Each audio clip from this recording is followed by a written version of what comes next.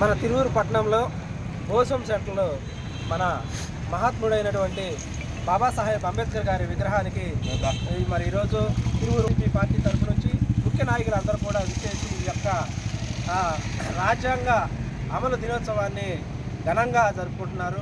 మరి ఆ రోజు స్వతంత్రం వచ్చిన రోజు భారతదేశానికి మనకి అన్ని వర్గాల బడుగు బలహీన జీవులందరికీ కూడా సమానమైనటువంటి న్యాయం జరగాలని, అదేవిధంగా రాజ్యాంగం పట్ల, అదేవిధంగా రాజకీయ పార్టీలన్నీ కూడా సమిష్టిగా ఈ యొక్క రాజ్యాంగాన్ని అమలు దినోత్సవ కార్యక్రమాన్ని జరుపుకొని మరి వాళ్ళకి అయితే ఆ రోజు ఏదైతే మన దేశం యొక్క సంస్కృతిని, అదేవిధంగా మనుగడని సక్రమంగా ఉండాలని రాచుకున్నటువంటి రాజ్యాంగాన్ని మరి ఈరోజు చూస్తూ ఉన్నాం.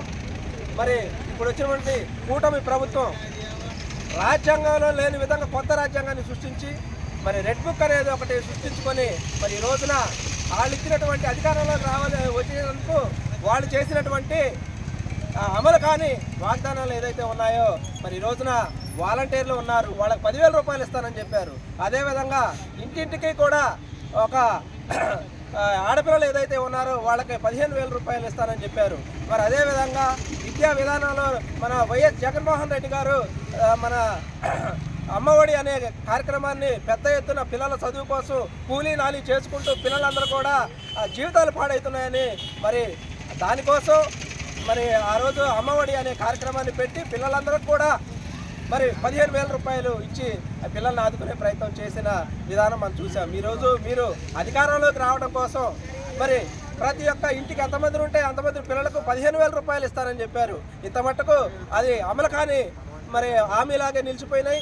మరి ఈరోజు చూస్తున్నటువంటిది అయితే ఈ యొక్క కూటమి ప్రభుత్వం ఏదైతే హామీలు ఇచ్చారో ఆ హామీలన్నీ కూడా విఫలమయ్యారని సోషల్ మీడియాలో వస్తున్న తరుణంలో సోషల్ మీడియాని మరి గొంతు నొక్కే విధంగా మరి ఎక్కడికక్కడికి వైఎస్ఆర్సీపీ కార్యకర్తలు కాకుండా అదేవిధంగా ఫిలిం ఇండస్ట్రీ నుంచి కూడా నేను చూసాం రామ్ గోపాల్ వర్మ లాంటి వాళ్ళని, అదేవిధంగా పోసాని కృష్ణమురళి లాంటి వాళ్ళని, వీళ్ళందరినీ కూడా నోళ్ళు గొంతు నొక్కే విధంగా ఎక్కడ కూడా మరి నేను చూసినట్లయితే విజయవాడ పరిసర, గుంటూరు పరిసర ప్రాంతాల్లో వాలంటీర్లు పెద్ద ఎత్తున ధర్నాలు చేస్తూ ఉన్నారు. మరి అక్కడ కూడా అవి సోషల్ మీడియాలో కానీ ఏ టీవీలో కూడా రావట్లేదు. మరి ఈ 12 ఛానల్స్ ఏదైతే ఉన్నాయని మనం అనుకుంటున్నాం, మరి వైఎస్ఆర్సీపీ తరపు నుంచి ఒక సాక్షి ఛానల్ మాత్రమే పోగొడుతున్నాం.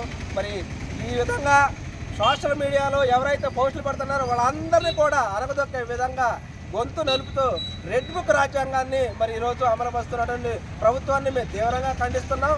మన ఏదైతే జగన్మోహన్ రెడ్డి గారు ఈ యొక్క రాజ్యాంగం సక్రమంగా జరగాలని చెప్పి అంబేద్కర్ ఆశయాలు ముందుకు తీసుకెళ్లాలని విజయవాడ నడి బొడ్డులోని 205 ఫీట్లు అయినటువంటి అంబేద్కర్ గారి విగ్రహాన్ని మరి సృష్టించి అంబేద్కర్ భావజాలాలు అందరూ కూడా తెలియాలని మన భారతదేశంలోనే ఎక్కడా లేని విధంగా మన జగన్మోహన్ రెడ్డి గారు మన రాష్ట్రంలోని మన బిఆర్ అంబేద్కర్ గారి విగ్రహాన్ని సృష్టించారు.